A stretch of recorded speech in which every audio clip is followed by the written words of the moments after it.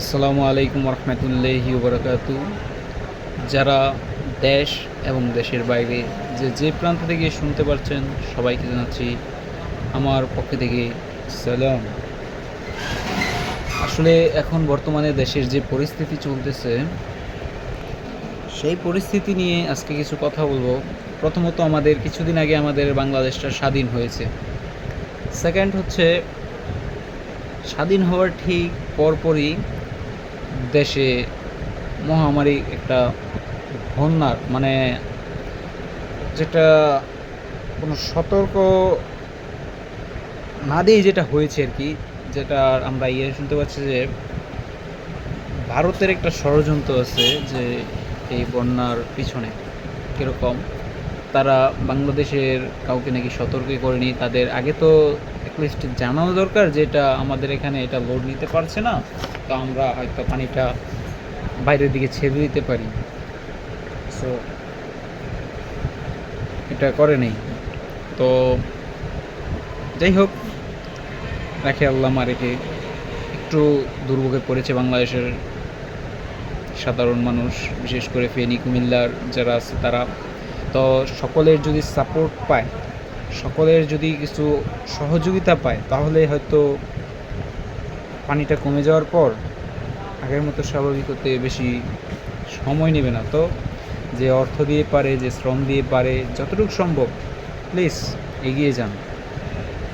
আর হ্যাঁ, অনেকেই আমাকে কমেন্টে বলতে পারেন যে আমি কেন এখানে বসে রয়েছি, আমি যাচ্ছি না কেন। আসলে আমার পলিটিক্স থেকে আমি বলছি, আমার একটা কন্টেন্ট টিম অলরেডি এখানে চলে গিয়েছে, আর এখান থেকে আমি সর্বদাই তাদের খোঁজ খবর নিচ্ছি। যা যা প্রয়োজন হয় আমি এখান থেকে কালেক্ট করে তাদের এখানে পৌঁছে দেওয়ার চেষ্টা করছি। সো এটা আমাকে বলা কোনো মানেই হয় না, আগে ক্লিয়ার করে দিলাম। আরেকটা হচ্ছে, আমি ক্রিকেট নিয়ে একটু বলতে চাচ্ছি। এখন কিন্তু আগে কিন্তু ক্রিকেটের মধ্যে একটা চলতো যে রাজনীতি। এখন ফারুক ভাই এসেছে, ফারুক ভাই কিন্তু আপনার কি বলে একদম ক্লিন করে সব কিছু নতুনভাবে তৈরি করতেছে। এরকম কোনো প্লেয়ারের মধ্যে ক্রিকেট বোর্ডের মধ্যে কোনো রাজনীতি চলবে না। সেকেন্ড, কোনো প্লেয়ার রাজনীতির সাথে থাকতে পারবে না। It's the very good decision, I like it, বলতে হবে এটা কিন্তু। সো যার ফলশ্রুতি হিসেবে আপনারা গতকালকে দেখতে পেয়েছেন যে বাংলাদেশ ফুটবল আন্ডার-19-20 যেই অনূর্ধ্ব-20 ফুটবলাররা রয়েছে, তারা কিন্তু ইন্ডিয়াকে সেমিফাইনালে ট্রাইব্রেকারে 3-4 করে উড়িয়ে দিয়েছে। সাফল্য এক। দুই, বাংলাদেশ পাকিস্তান প্রথম টেস্ট ম্যাচ সেটা কিন্তু উইন করেছে। It's the very good win টেস্টের মধ্যে। হ্যাঁ, দ্বিতীয়ত এটা গেল।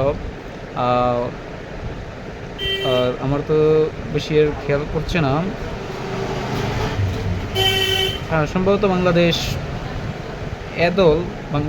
পাকিস্তান সায়েন্সের সাথে হেরেছে। ওইটা ছাড়া বাকি সবগুলোই ম্যাচ মোটামুটি ইনশাল্লাহ আলহামদুলিল্লাহ আমরা ভালোভাবেই জয়লাভ করেছি। সো সামনে হয়তো আমাদের জন্য আরও ভালো কিছু, বেটার কিছু অপেক্ষা করতেছে। সকলে আমাদের বাংলাদেশ টিম এবং বাংলাদেশের সাধারণ মানুষ, বাংলাদেশের সমস্ত যত পন্থা আছে সব কিছুর সাপোর্টে আমরা এগিয়ে যাব।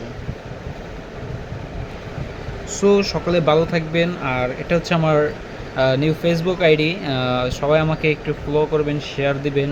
আর যারা ইউটিউব থেকে দেখতে পাচ্ছেন অবশ্যই চ্যানেলটা সাবস্ক্রাইব করে দিবেন। ধন্যবাদ।